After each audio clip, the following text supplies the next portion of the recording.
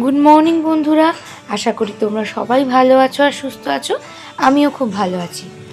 সেদিনকে আমরা দুজনে চলে গেছিলাম কৈকালাতে। নিশ্চয়ই তোমাদের কাছে নামটা একটু অচেনা লাগছে। কৈকালা হলো তারকেশ্বর থেকে 3টে স্টেশন আগের একটা জায়গা। আসলে যেদিনকে আমরা প্রথম ইনভিটেশনটা পাই সেদিনকে আমাদেরও একটু আশ্চর্য লেগেছিল যে কৈকালা বলে তো কোনো জায়গার নাম শুনিনি। তারপর কার্ডটা পড়ে বুঝতে পারি যে তারকেশ্বর লাইনেই একটা জায়গা। আসলে সেদিনকে অরূপের এক ছাত্রীর বিয়ে ছিল, তাই আমাদের সেখানে তো যেতেই হতো। তাই জন্য আমরা বিকেল ওই ধরো 4টে সাড়ে 4টে নাগাদ বাড়ি থেকে বেরিয়ে পড়েছিলাম, কারণ তাড়াতাড়ি না বেরোলে অত দূর তো পৌঁছাতেও সময় লাগবে।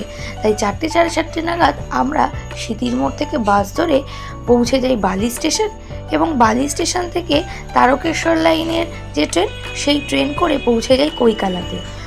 1 ঘন্টা 20 মিনিট মতো ধরো সময় লাগে, ওই 6:30টার মধ্যে পৌঁছে যাই।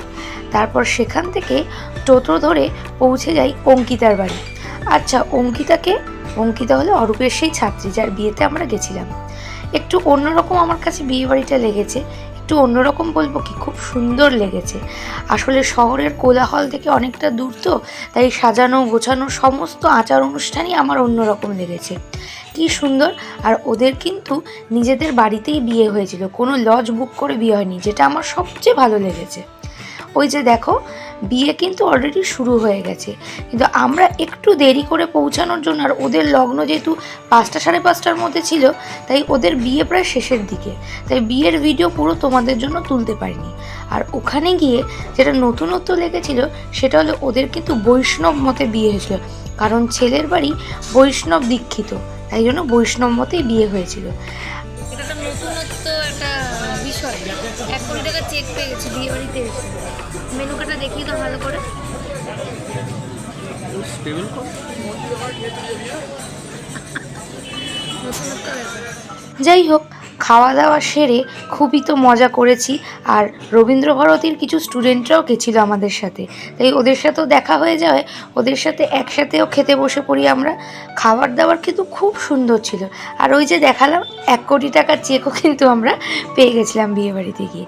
খাওয়া দাওয়া শেষ করে ট্রেনে করে তারপরে বাড়ি ফিরে আসি। তো এখন বেজে গেছে রাত 12টা 5 ঘড়িতে। তো আমাদের ফিরতে ফিরতে অনেকটাই লেট হয়ে গেছে, কারণ যেহেতু অনেকটাই দূর ছিল, মানে আমাদের বাড়ি থেকে ওটা তোমাদের বলেইছি যে ওটা তারকেশ্বর লাইনে ছিল, মানে তারকেশ্বর থেকে 3টে স্টেশন আগে। তো অনেকটাই রাত হয়ে গেছে ফিরতে ফিরতে।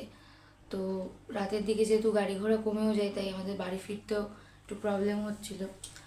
তো এসে ফ্রেশ হয়ে সমস্ত কিছু করে উঠতে 12টা 5 হয়ে গেছে। ভেবেছিলাম একটু সিনেমা দেখবো দুজনে, বাট কালকে আবার দুজনে স্কুল কলেজ আছে যেহেতু, তাই এখন শুয়ে না পড়লে আবার সকাল সকাল উঠতে পারবো না। তাই ফ্রেশ হয়ে নিলাম। তো বিছানা সব করা হয়ে গেছে, এবার শুয়ে পড়বো। তো ভিডিওটা আমি তো এখানেই শেষ করছি। তো ভিডিওটা ভালো লাগলে অবশ্যই লাইক করো, কমেন্ট করো আর শেয়ার করো। নেক্সট ভিডিওতে আবার তোমাদের সাথে দেখা হবে। Tata, good night.